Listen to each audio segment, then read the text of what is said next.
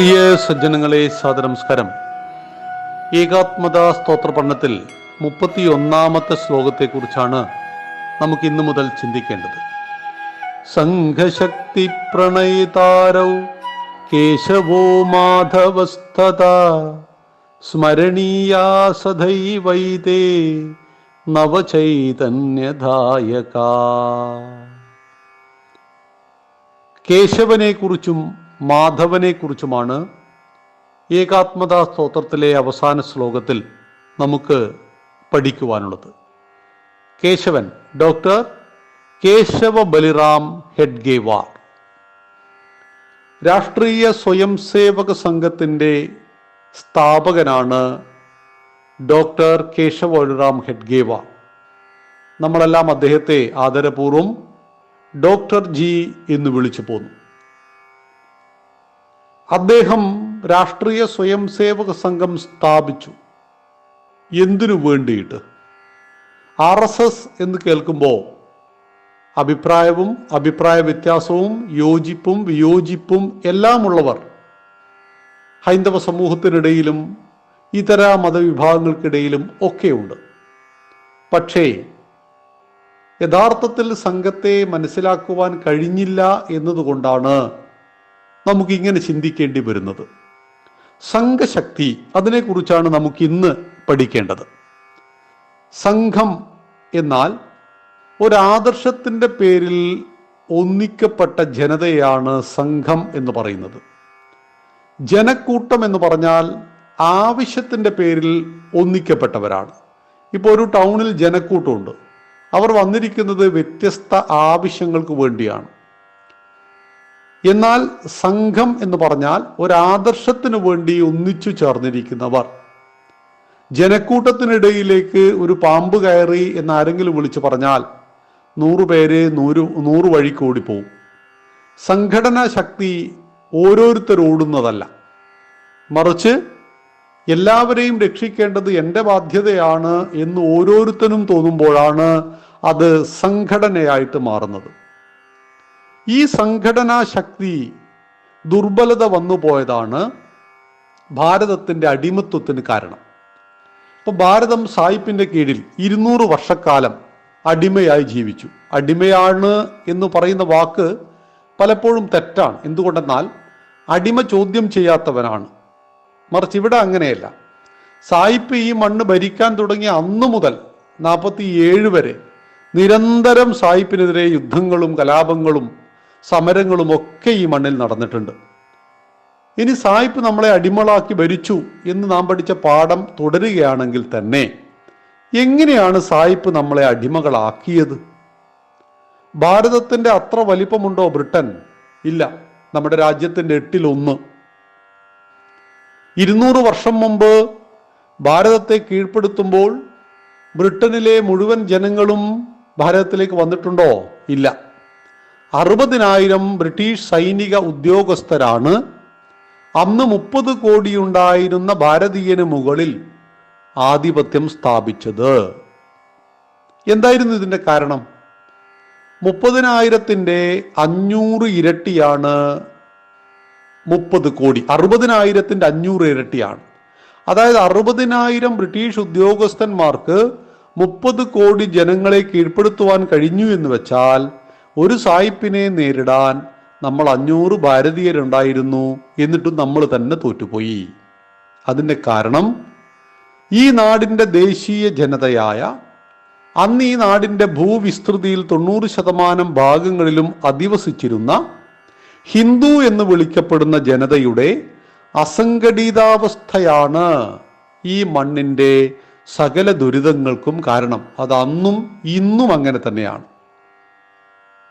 ഇവിടെയാണ് തൊട്ടുകൂടാത്ത, തീണ്ടിക്കൂടാത്ത, ദൃഷ്ടിയിൽപ്പെട്ടാലും ദോഷമുള്ളവരായി 84,000-ൽ പരം ജാതികളിലായി ഛിന്ന ഭിന്നമായി കിടന്ന ഹൈന്ദവ സമൂഹത്തെ, അസംഘടിത ഹൈന്ദവ സമൂഹത്തെ പരാജയപ്പെടുത്തുവാൻ ഇസ്ലാമിക രാജാക്കന്മാർക്കും കഴിഞ്ഞിട്ടുണ്ട്, സായിപ്പിനും കഴിഞ്ഞിട്ടുണ്ട്. അപ്പം നാം ചിന്തിച്ചു, എന്തുകൊണ്ട് സായിപ്പ് ഈ മണ്ണിലേക്ക് കയറിക്കൂടി? നമുക്ക് ആൾബലമുണ്ടായിരുന്നു, ആയുധമുണ്ടായിരുന്നു. സമ്പത്തിനെ കുറിച്ച് പറയുകയേ വേണ്ട. നമ്മുടെ സമ്പത്ത് കണ്ടിട്ടാണ് ഇവരെല്ലാവരും നമ്മെ ഒന്നാമതായിട്ട് ആക്രമിച്ചത്. അപ്പൊ ഇതൊക്കെ നമുക്കുണ്ടായിട്ടും ഇല്ലാതെ പോയത് സംഘടനയായിരുന്നു. സംഘടനയാണ് ധർമ്മത്തെ സംരക്ഷിക്കുക ഈ കാലഘട്ടത്തിൽ. ത്രേതായാം മന്ത്രശക്തിശ്ച ജ്ഞാനശക്തി കൃതേ യുഗേ ദ്വാപരേ യുദ്ധശക്തിശ്ച സംഘേ ശക്തി കലോയുഗേ. നമ്മൾ കേട്ടിട്ടുണ്ട്. കൃതയുഗത്തിൽ ജ്ഞാനശക്തി കൊണ്ടും ത്രേതായുഗത്തിൽ മന്ത്രശക്തി കൊണ്ടും ദ്വാപരയുഗത്തിൽ യുദ്ധശക്തി കൊണ്ടും ധർമ്മം സംരക്ഷിക്കപ്പെട്ടു. ഇത് കലിയുഗം. കലിയുഗത്തിൽ സംഘടനാശക്തി കൊണ്ടാണ് ധർമ്മം സംരക്ഷിക്കപ്പെടുന്നത്. എങ്കിൽ ഒരു സംഘടന നമുക്ക് ആവശ്യമുണ്ട്. 1897 വിവേകാനന്ദ സ്വാമികൾ ചിക്കാഗോയിൽ നിന്ന്, അമേരിക്കയിൽ നിന്ന് യൂറോപ്യൻ പര്യടനമൊക്കെ പൂർത്തിയായിട്ട് തിരിച്ചു വന്നപ്പോൾ ഒരു പറ്റം ചെറുപ്പക്കാർ ചെന്നിട്ട് സ്വാമിജിയോട് പറഞ്ഞു, സ്വാമിജി, സ്വാതന്ത്ര്യ സമരത്തിന്റെ നേതൃത്വം അങ്ങ് ഏറ്റെടുക്കണം. ഈ സമയത്ത് സ്വാമിജി ചിരിച്ചുകൊണ്ട് പറഞ്ഞൊരു വാക്കുണ്ട്. എന്ത് സ്വാതന്ത്ര്യം? നിങ്ങൾ ആദ്യം പൗരന്മാരെ സൃഷ്ടിക്കൂ, എന്നിട്ടാവട്ടെ രാഷ്ട്രത്തിന്റെ സ്വാതന്ത്ര്യം. വ്യക്തി നിർമ്മാണം നടക്കാതെ രാഷ്ട്രത്തിന് സ്വാതന്ത്ര്യം ലഭിച്ചാൽ കിട്ടിയ സ്വാതന്ത്ര്യത്തെയും ഭൂമിയെയും സംരക്ഷിക്കുവാൻ കഴിയില്ല. ആയതുകൊണ്ട് വ്യക്തി നിർമ്മാണം നടക്കണം. ഇവിടെയാണ് വ്യക്തി നിർമ്മാണം നടക്കുവാനുള്ള കർമ്മ പദ്ധതി എന്ത്? എങ്ങനെയാണ് വ്യക്തി നിർമ്മാണം നടത്തേണ്ടത്? നിർമ്മിക്കപ്പെട്ട ഒരു വ്യക്തിയുടെ 5 ഗുണങ്ങൾ, പഞ്ചഗുണങ്ങൾ എന്തൊക്കെയാണ്? പഞ്ചഗുണങ്ങൾക്കനുസൃതമായിട്ട് ഒരു വ്യക്തിയെ എങ്ങനെയാണ് നിർമ്മിക്കാൻ കഴിയുന്നത്? ഇതിൻ്റെ മറുപടിയായിരുന്നു ഡോക്ടർ കേശവ ബൽറാം ഹെഡ്ഗേവാർ 1925 വിജയദശമി നാളിൽ നാഗപൂരിൽ RSS അഥവാ രാഷ്ട്രീയ സ്വയം സേവക സംഘം സ്ഥാപിച്ചുകൊണ്ട് ഈ രാഷ്ട്രത്തിന് മറുപടി നൽകിയത്. രാഷ്ട്രീയ സ്വയം സേവക സംഘത്തിൻ്റെ സ്ഥാപകനായ ഡോക്ടർ ജി വിവേകാനന്ദ സ്വാമികളുടെ ആഗ്രഹങ്ങളെയും സ്വപ്നങ്ങളെയും അദ്ദേഹത്തിൻ്റെ ദർശനങ്ങളെയും സമൂഹത്തിൽ യാഥാർത്ഥ്യമാക്കാൻ വേണ്ടി പ്രവർത്തിച്ചു. വിവേകാനന്ദ സ്വാമികൾ പറഞ്ഞത്, നിങ്ങൾ ആദ്യം പൗരന്മാരെ സൃഷ്ടിക്കൂ, എന്നിട്ടാവട്ടെ രാഷ്ട്രത്തിന്റെ സ്വാതന്ത്ര്യം. എങ്കിൽ ഈ പൗരന്മാരെ എങ്ങനെ സൃഷ്ടിക്കും? അങ്ങനെ സൃഷ്ടിക്കുവാനുള്ള കർമ്മ പദ്ധതി എന്ത്? 1925 നാഗപൂരിൽ അദ്ദേഹം രാഷ്ട്രീയ സ്വയം സേവക സംഘം വിജയദശമി നാളിൽ ആരംഭിച്ചു. RSS എന്ന പേരൊന്നും അന്ന് ലഭിച്ചിരുന്നില്ല. ഏതാനും കുട്ടികളെ വിളിച്ചുകൂട്ടി നമ്മൾ ഇന്നു മുതൽ ശാഖ തുടങ്ങുന്നു എന്ന് പറഞ്ഞു. അവിടെ ദേശഭക്തി ഗാനങ്ങളുണ്ടായി, കളികളുണ്ടായി, വ്യായാമങ്ങളുണ്ടായി. ഇതെല്ലാം കൃത്യമായിട്ട് എല്ലാ ദിവസവും 1 മണിക്കൂർ സമയം ചെയ്യുക. അങ്ങനെ ചെയ്യുവാൻ വേണ്ടിയിട്ട് അവരെ അദ്ദേഹം പ്രേരിപ്പിച്ചു കൊണ്ടേയിരുന്നു. അങ്ങനെ നാഗപൂർ ആ പ്രദേശത്ത് ഈ ശാഖയിൽ പോയ കുട്ടികളിൽ ഉണ്ടായ മാറ്റം, അവർ സ്വഭാവ ഗുണത്തിലും അവരുടെ പെരുമാറ്റത്തിലും അവരുടെ ചിന്താമണ്ഡലത്തിലും ഒക്കെ ഉണ്ടായ പരിവർത്തനം മാത്രമല്ല, അന്ന് നാഗപൂരിൽ കേവലം 22 ഡോക്ടർമാർ മാത്രമേ ഉണ്ടായിരുന്നുള്ളൂ. അതുകൊണ്ട് തന്നെ ഡോക്ടർ എന്ന് പറയുമ്പോൾ സമൂഹം വല്ലാത്ത ഒരു മതിപ്പ്, സ്നേഹവും ബഹുമാനവും എല്ലാം കൊടുത്തിരുന്നു. അന്ന് അദ്ദേഹത്തോട് 50,000 രൂപ സ്ത്രീധനം തന്നുകൊണ്ട് എൻ്റെ മകളെ കല്യാണം കഴിക്കൂ എന്നൊക്കെ പറഞ്ഞുകൊണ്ടുള്ള വലിയ പ്രമാണിമാർ ഉണ്ടായിരുന്നു. 100 വർഷങ്ങൾക്ക് മുമ്പുള്ള 50,000 എന്നൊക്കെ പറയുമ്പോൾ ഒന്ന് മനസ്സിൽ വെക്കുക. ഇതൊന്നും അദ്ദേഹത്തെ ബാധിച്ചില്ല. അദ്ദേഹം രാഷ്ട്രീയ സ്വയംസേവക സംഘത്തിൻ്റെ പ്രവർത്തനവുമായിട്ട് മുന്നോട്ട് പോയി. അപ്പോൾ അവിടെ അദ്ദേഹത്തിൻ്റെ ജീവചരിത്രം നമുക്ക് നാളെ സംസാരിക്കാം. ഇന്ന് അദ്ദേഹം ഉദ്ദേശിച്ച വ്യക്തി, പഞ്ചഗുണ പ്രധാനികളായ വ്യക്തികൾ രാഷ്ട്ര നിർമ്മാണം നടത്തുന്നു. അദ്ദേഹം നിർമ്മിച്ച, അദ്ദേഹത്തിൻ്റെ ആദർശത്തിൽ നിന്നും ഉത്ഭവിച്ച രാഷ്ട്രപതിയും പ്രധാനമന്ത്രിയും ഉപരാഷ്ട്രപതിയും 16 സംസ്ഥാനങ്ങളുടെ മുഖ്യമന്ത്രിമാരുമെല്ലാം ഇന്ന് നമുക്കുണ്ട്. എങ്കിൽ എന്താണ് ഡോക്ടർ ജി സംഘത്തിലൂടെ മുന്നോട്ട് വെച്ച പഞ്ചഗുണങ്ങൾ, അതാണ് നമുക്ക് ഇന്ന് ചർച്ച ചെയ്യേണ്ടത്. സംഘത്തിൻ്റെ പ്രാർത്ഥനയിൽ 20 വരികളാണ്. നമസ്തേ സദാ വത്സലേ മാതൃഭൂമേ, എപ്പോഴും നമസ്കാരം, നമസ്തേ സദാ വത്സലേ മാതൃഭൂമേ, വാത്സല്യവതിയായ എൻ്റെ മാതൃഭൂമിക്ക് എപ്പോഴും നമസ്കാരം. ത്വയാ ഹിന്ദുഭൂമേ സുഖം വർദ്ധിതോ അഹം, അലയോ ഹിന്ദുഭൂമേ നീ ഞങ്ങളെ സുഖമായി വളർത്തി. ഇവിടെ ഹിന്ദുഭൂമി എന്ന പദപ്രയോഗത്തിന്റെ വിശാലമായ കാഴ്ചപ്പാട് മനസ്സിലാക്കുക. ഈ മണ്ണിൽ ജീവിക്കുന്ന 135 കോടി ജനങ്ങളുടെയും സാംസ്കാരിക നാമമാണ് ഹിന്ദു. ഹിമാലയം സമാരഭ്യ യാവതിന്ദു സരോവരം തം ദേവനിർമ്മിതം ദേശം ഹിന്ദുസ്ഥാനം പ്രചക്ഷതേ. ഹിമാലയത്തിനും സിന്ധു സമുദ്രത്തിനുമിടയിൽ ദേവനാൽ നിർമ്മിക്കപ്പെട്ട ഒരു ദേശം, ആ ദേശത്തിന്റെ പേര് ഹിന്ദുസ്ഥാൻ. ആ ഹിന്ദുസ്ഥാനിൽ ജീവിക്കുന്നവൻ ആരോ അവൻ ഹിന്ദു. ഹിമാലയത്തിന്റെ ഹീയും സിന്ധുവിന്റെ ദൂം ചേർന്നാൽ ഹിന്ദുവായി. അപ്പൊ ത്വയാ ഹിന്ദുഭൂമേ, അല്ലയോ ഹിന്ദുഭൂമേ സുഖം വർദ്ധിതോഹം, നീ ഞങ്ങളെ സുഖമായി വളർത്തി. മഹാമംഗലേ പുണ്യഭൂമേ ത്വദർത്തേ, മഹാമംഗലയായ പുണ്യഭൂമേ ത്വദർത്തേ നിനക്കായിട്ട്. പദത്വേഷ കായോ, എൻ്റെ ഈ ശരീരം പതിച്ചു കൊള്ളട്ടെ. നമസ്തേ നമസ്തേ. നമുക്ക് വിസ്തരിച്ച് സംസാരിക്കുവാൻ സമയമില്ല. മറ്റൊരവസരത്തിൽ ഈ പ്രാർത്ഥന വിസ്തരിച്ചിട്ട് നമ്മുടെ യൂട്യൂബിലൊക്കെ ലഭ്യമാണ്. അപ്പൊ ഇവിടെ ഈ മണ്ണെൻ്റെ അമ്മയാണ്, എൻ്റെ അമ്മയ്ക്ക് സദാ നമസ്കാരം. ഈ മണ്ണ് ഹിന്ദു രാഷ്ട്രമാണ്. ആ ഹിന്ദു രാഷ്ട്രത്തെ സേവിക്കുന്ന ഞങ്ങൾ ഞങ്ങളുടെ ശരീരം പോലും ഈ രാഷ്ട്രത്തിനു വേണ്ടി സമർപ്പിക്കുവാൻ തയ്യാറാണ്. ഞാൻ വീണ്ടും വീണ്ടും എൻ്റെ മാതാവിനെ നമസ്കരിക്കുന്നു. ഇതാണ് ആദ്യത്തെ 4 വരി. പിന്നീടാണ് എൻ്റെ രാഷ്ട്രത്തെ സേവിക്കുവാൻ എനിക്ക് 5 ഗുണങ്ങൾ നൽകണമേ എന്ന് പ്രാർത്ഥിക്കുന്നത്. ആ 5 ഗുണങ്ങളിൽ ഒന്നാമത്തേത് ഇതാണ്: പ്രഭോ ശക്തിമൻ, അല്ലയോ സർവശക്തനായ പരമേശ്വര, ഈ ഹിന്ദു രാഷ്ട്രത്തിന്റെ അവയവങ്ങളായ ഞങ്ങൾ അങ്ങയോട് സാദരം അഭ്യർത്ഥിക്കുന്നു. അതിലൊന്നാമത്തേത് അജയ്യാഞ്ച വിശ്വസ്യ ദേഹീശ ശക്തി, ആർക്കും തോൽപ്പിക്കുവാൻ കഴിയാത്ത കരുത്തുള്ള ശക്തിയുള്ളവൻ. ആരെയും ജയിക്കുവാനും ആരെയും തോൽപ്പിക്കുവാനുമല്ല, ആർക്കും എന്നെ തോൽപ്പിക്കാൻ കഴിയരുത്. അങ്ങനെ തോൽപ്പിക്കാതിരിക്കാൻ പറ്റണമെങ്കിൽ ഞാൻ ശക്തിയുള്ളവനാകണം. എൻ്റെ കുടുംബത്തിന് ശക്തി ഉണ്ടാവണം, എൻ്റെ ഗ്രാമത്തിനും എൻ്റെ സമാജത്തിനും എൻ്റെ രാഷ്ട്രത്തിനും ശക്തി ഉണ്ടാവണം. നമ്മുടെ രാഷ്ട്രം ശക്തിമത്തായി, അതോടുകൂടി ചൈന നമുക്ക് നേരെ വരാതെയായി. അപ്പം വ്യക്തിയും രാഷ്ട്രവും ശക്തമാകുമ്പോൾ അതിനെ ആദരിക്കുവാനും ബഹുമാനിക്കുവാനും ലോകം തയ്യാറാകും. ശക്തിയാണ് ജീവിതം, ദുർബലത മരണമാണ്. നമ്മൾ പലപ്പോഴും യേശുവിൻ്റെ ഒക്കെ കഥകൾ കേൾക്കുമ്പോൾ അവിടെ സ്നേഹം, അതുപോലെ തന്നെ പാപം അദ്ദേഹം ഏറ്റെടുത്തു, ഇങ്ങനെയൊക്കെ പറഞ്ഞു കേൾക്കാറുണ്ട്. പക്ഷെ ജീവിതത്തിലെ ഒരു പ്രതിസന്ധി ഘട്ടത്തിലും നമുക്ക് സ്നേഹം ഉപകരിക്കില്ല. യേശുദേവനും വലിയ സ്നേഹമുള്ള ആളായിരുന്നു. പക്ഷേ ആ സ്നേഹം അദ്ദേഹത്തിനെ കുരിശിൽ തറയ്ക്കുന്നതിന് ആ സ്നേഹം കൊണ്ടൊരു പ്രയോജനം ഉണ്ടായില്ല. ഇത്രയും സ്നേഹം ഉണ്ടായിരുന്നിട്ടും അദ്ദേഹത്തിൻ്റെ ജീവൻ കുരിശിൽ തറക്കപ്പെട്ടു എന്ന് നാം മനസ്സിലാക്കണം. അതായത് പ്രതിസന്ധി ഘട്ടത്തിൽ സമാജത്തെയും ധർമ്മത്തെയും വ്യക്തിയെയും ഒക്കെ രക്ഷിക്കുന്നത് ശക്തിയാണ് എന്നറിയണം. അതുകൊണ്ടാണ് ദേവോ ദുർബലഘാതക, ദുർബലന്മാര് ദേവന്മാര് പോലും കൊന്നുകളയും എന്ന് പറയുന്നത്.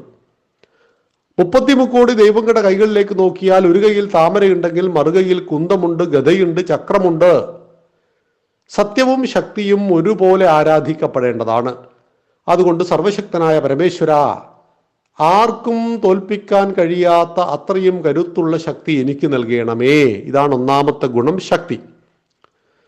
രണ്ടാമത് ഡോക്ടർ ജി സംഘത്തിലൂടെ പറഞ്ഞു, സുശീലം ജഗദ്ധ്യേന നമ്രം ഭവേത്. എനിക്ക് സുശീലം ആവശ്യമുണ്ട്, നല്ല ശീലം. ഏത്? ഈ ലോകം മുഴുവൻ തലകുമ്പിട്ട് നിൽക്കുന്ന ആ സുശീലം. അതായത് സംഘത്തിന്റെ ശാഖയിലൂടെ വളർന്നു വരുന്ന ഒരു പ്രവർത്തകൻ, സ്വയം സേവകൻ എന്നറിയപ്പെടുമ്പോൾ, ഒന്നും ഇങ്ങോട്ട് പ്രതീക്ഷിക്കാതെ രാഷ്ട്രത്തിനു വേണ്ടി നിസ്വാർത്ഥമായി പ്രവർത്തിക്കുന്നവന്റെ പേരാണ് സ്വയം സേവകൻ. രാഷ്ട്രത്തെ സ്വപ്രേരണയാൽ സേവിക്കുന്നവൻ ആരോ അവൻ സ്വയം സേവകൻ. അപ്പൊ അവനുണ്ടാകേണ്ട രണ്ടാമത്തെ ഗുണം സുശീലം. ലോകം മുഴുവൻ എൻ്റെ മുമ്പിൽ തല കുമ്പിട്ട് നിൽക്കണം. അതെൻ്റെ ശക്തി കണ്ടിട്ടല്ല, എൻ്റെ ആയുധബലം കണ്ടിട്ടല്ല, മറിച്ച് എൻ്റെ വിനയം, എൻ്റെ സ്നേഹം, എൻ്റെ പെരുമാറ്റം, എൻ്റെ സുശീലം. അതാണ് രണ്ടാമത്തേത്. ശക്തി, സുശീലം. മൂന്നാമത്തേത് ശ്രുതം ചൈവയത് കണ്ഠകാകീർണ മാർഗം.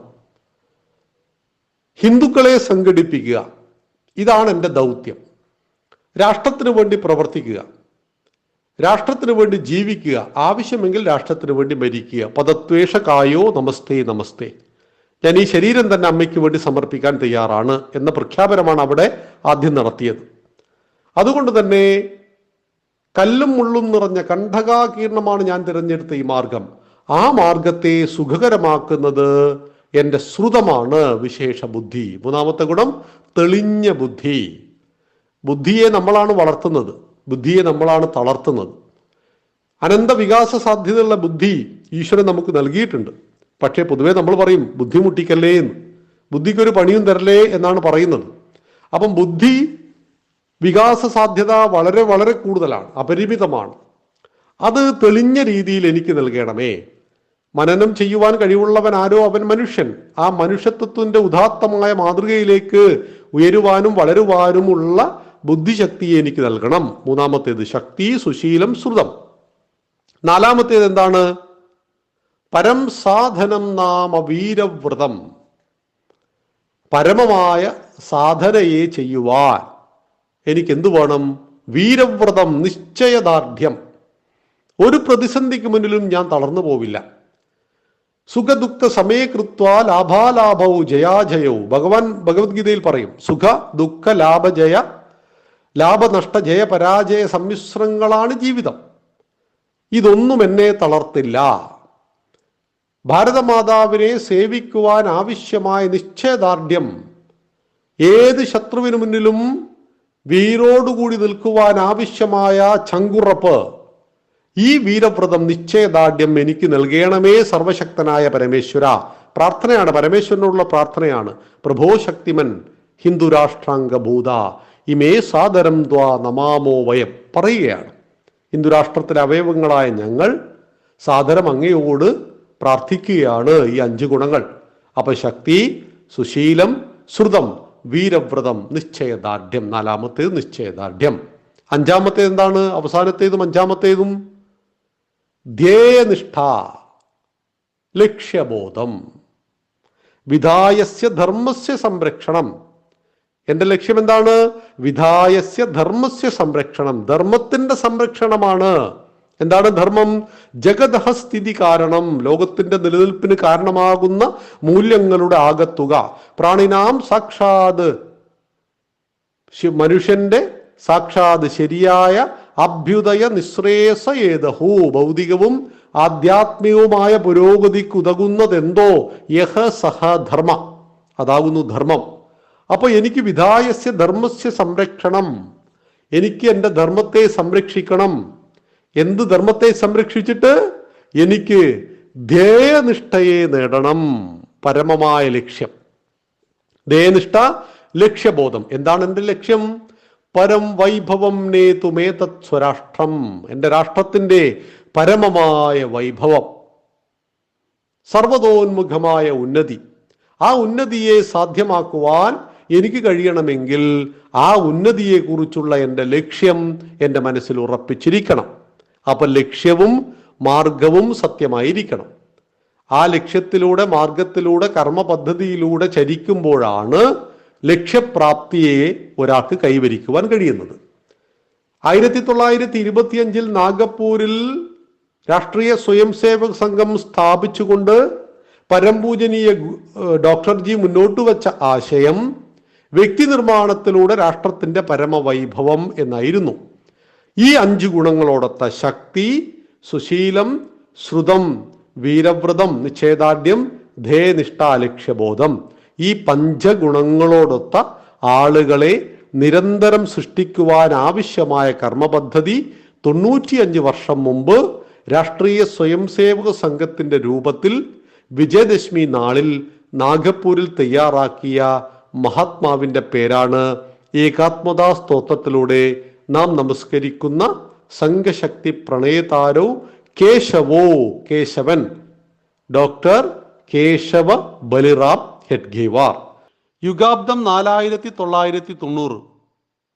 അതായത് 1889 ചൈത്ര ശുക്ല പ്രതിപദ ദിവസം യുഗവർഷാരംഭ ദിനത്തിൽ കേശവന്റെ ജനനം. ജ്യേഷ്ഠന്മാരായിരുന്ന മഹാദേവ്, സീതാറാം എന്നിവരെ പോലെ തന്നെ ബലിഷ്ഠനും അതുപോലെ ധീരനുമായിട്ട് കേശവൻ വളർന്നു വന്നു. പഠിക്കാൻ മിടുമിടുക്കനായിരുന്ന കേശവനെ പഠിപ്പിക്കാൻ കൊടും ദാരിദ്ര്യത്തിനിടയിലും ബലിറാം പന്ത് അച്ഛൻ പരിശ്രമിച്ചു. എന്നാൽ 13-ാം വയസ്സിൽ പ്ലേഗ് ബാധയിൽ കേശവന് മാതാപിതാക്കൾ നഷ്ടപ്പെട്ടു. തുടർന്ന് ഇളയച്ചനായിരുന്ന ആബാജി ഹെഡ്ഗേവാർ, ജ്യേഷ്ഠൻ മഹാദേവൻ എന്നിവരുടെ സംരക്ഷണയിൽ പഠനം കേശവൻ തുടർന്നു. പഠനകാലത്തെ തീവ്ര ദേശഭക്തിയും സാഹസവും കേശവൻ പ്രകടിപ്പിച്ചു. കുട്ടിക്കാലത്തെ ആദ്യത്തെ സാഹസ പദ്ധതി സീതാബർഡി കോട്ട വരെ തുരങ്കമുണ്ടാക്കി ഇംഗ്ലീഷ് പതാക പറിച്ചെറിയലായിരുന്നു. ട്യൂഷൻ മാസ്റ്ററുടെ മുറിയിൽ നിലമെല്ലാം തുരന്നതു മാത്രം മിച്ചം. 1901 ബ്രിട്ടീഷ് രാജാവിൻ്റെ സിംഹാസനാരോഹണ ഉത്സവത്തിന് എല്ലാ വിദ്യാർത്ഥികൾക്കും മിഠായി ലഭിച്ചു. അയാൾ നമ്മുടെ രാജാവല്ല എന്ന് പറഞ്ഞ് കേശവൻ മിഠായി വലിച്ചെറിയുകയും പരിപാടി ബഹിഷ്കരിക്കുകയും ചെയ്തു. മൂന്നാമത്തേത് കുറച്ചുകൂടി ഗൗരവമേറിയ സംഭവമായിരുന്നു. വന്ദേ മാതര മുദ്രാവാക്യം നിരോധിച്ചുകൊണ്ടുള്ള ബ്രിട്ടീഷ് നിയമത്തിനെതിരെ സ്കൂളിലെത്തിയ ഇംഗ്ലീഷ് നിരീക്ഷകനെ വന്ദേ മാതരം പാടി സ്വാഗതം ചെയ്യാൻ സഹപാഠികളെ കേശവൻ ശട്ടം കെട്ടി. പിന്നീട് കൂട്ടുകാർ പഠനം തുടരാൻ മാപ്പ് അപേക്ഷിച്ചപ്പോൾ കേശവൻ മാപ്പ് എഴുതി കൊടുക്കുവാൻ തയ്യാറായില്ല. അങ്ങനെ കേശവനെ വിദ്യാലയത്തിൽ നിന്നും പുറത്താക്കി. ലോകമാന്യ തിലകനെ കേശവൻ മനസ്സിൽ ആരാധിച്ചിരുന്നു. തിലകനെ പോലെ തന്നെ തീപ്പാറുന്ന പ്രസംഗശൈലി കേശവനും പഠിച്ചു. രാംപായലി എന്ന സ്ഥലത്തെ ദസറ ഉത്സവത്തിൽ രാവണ ദഹനം വിദേശ ഭരണത്തിൻ്റെ അവസാന വാക്കാകണമെന്ന് പ്രസംഗിച്ചു. സ്ഥലത്തെ പോലീസ് പോസ്റ്റിൽ ബോംബ് പൊട്ടിയ ശേഷം രാംപായലി ഒരു സൈനിക താവളം പോലെ തോന്നിച്ചു. വിവരം മനസ്സിലാക്കിയ ഇളയച്ചൻ കേശവനെ നാഗപ്പൂരിലേക്ക് തിരിച്ചയച്ചു. അവിടെ നിന്ന് ബാബാ സാഹേബ് പരാജ്പേ കേശവനെ പഠിക്കാൻ പൂനെയിലേക്ക് അയച്ചു. കേശവന്റെ പുറകെ നിരന്തരം പോലീസിന്റെ ചാരനുള്ള വിവരം ഡോക്ടർ മോഞ്ചെ എന്ന നാഗപ്പൂരിലെ ദേശീയ നേതാവ് മനസ്സിലാക്കി. വൈദ്യപഠനത്തിനായി കേശവനെ അദ്ദേഹം കൽക്കത്തയിലെ തൻ്റെ സുഹൃത്തുക്കൾ നടത്തിയിരുന്ന നാഷണൽ മെഡിക്കൽ കോളേജിലേക്ക് അയച്ചു.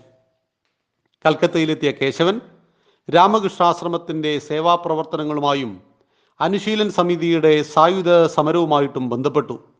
കോഗൻ എന്ന ഒളിപ്പേരിലാണ് അനുശീലൻ സമിതിയിൽ അദ്ദേഹം അറിയപ്പെട്ടത്. ശാന്തിനികേതൻ അദ്ദേഹത്തിന് പ്രിയപ്പെട്ട സ്ഥലമായിരുന്നു. സ്വാതന്ത്ര്യ സമര സമ്മേളനങ്ങളിൽ അദ്ദേഹം പതിവായി പങ്കെടുത്തു. അക്കാലത്ത് ഒരു പ്രഭാഷകൻ ലോകമാന്യ തിലകനെതിരെ പ്രസംഗിച്ചപ്പോൾ കേശവൻ പ്രതിഷേധിച്ചു. മറ്റൊരിക്കൽ ഹോസ്റ്റലിൽ നുഴഞ്ഞുകയറിയ ചാരനെ പിടികൂടി താൻ നിർദ്ദേശിക്കുന്നതനുസരിച്ചുള്ള റിപ്പോർട്ട് അയാളെ കൊണ്ട് സർക്കാർ നയപ്പിച്ചു. കടിച്ച പാമ്പിനെ കൊണ്ട് തന്നെ വിഷമെടുപ്പിക്കുന്ന വിദ്യയായിരുന്നു അത്. 1913 നാഷണൽ മെഡിക്കൽ കോളേജിനെ ഇല്ലാതാക്കാൻ ബ്രിട്ടീഷുകാർ ബോഗസ് മെഡിക്കൽ ആക്ട് കൊണ്ടുവന്നു. ഇതിനെതിരെ അദ്ദേഹം മുൻകൈയെടുത്ത് നിരവധി പത്രങ്ങളിൽ പ്രതിഷേധ യോഗത്തിൻ്റെ വാർത്തകൾ പ്രസിദ്ധീകരിച്ചു. പത്രാധിപന്മാരെയും ലേഖകന്മാരെയും കണ്ടു. അവരെ തൻ്റെ നിലപാട് ബോധ്യപ്പെടുത്തി. ഒളിവിൽ പ്രവർത്തനങ്ങൾ ശക്തമാകുമെന്ന് ഭയന്ന് സർക്കാർ ഈ നിയമം റദ്ദാക്കി. ബോഗസ് നിയമത്തെ ബോക്സ് പ്രക്ഷോഭണം കൊണ്ട് താൻ റദ്ദാക്കിയെന്നായിരുന്നു ഡോക്ടർ ഹെഡ്ഗേവാറിൻ്റെ പ്രതികരണം. പഠനം പൂർത്തിയാക്കി 1914 ഡോക്ടർ കേശവ ഹെഡ്ഗേവാർ LMS എന്ന ബിരുദത്തോടെ നാഗപ്പൂരിൽ തിരിച്ചെത്തി. ജോലികളുടെയും ചികിത്സ തുടങ്ങുന്നതിൻ്റെയും വൈവാഹിക ജീവിതത്തിൻ്റെയും സുഗമ വഴികൾക്ക് പകരം ഡോക്ടർ ഹെഡ്ഗേവാർ തിരഞ്ഞെടുത്തത് സ്വാതന്ത്ര്യ സമരത്തിൻ്റെയും ദേശസേവനത്തിൻ്റെയും മുൾ നിറഞ്ഞ മാർഗമായിരുന്നു.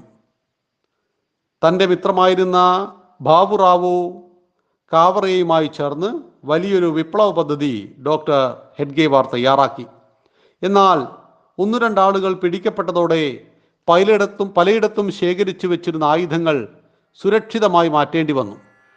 നാഗപ്പൂരിലേക്ക് പോവുകയായിരുന്ന സൈനിക തീവണ്ടി ഒരു സ്റ്റേഷനിൽ വെച്ച് സൈനിക അധികാരികളുടെയും ശിപായിമാരുടെയും വേഷത്തിൽ ചെന്ന ഡോക്ടർ ഹെഡ്ഗേവാരും കൂട്ടരും തടഞ്ഞ് ആയുധങ്ങൾ കടത്തിയാണ് അവ ശേഖരിച്ചത്.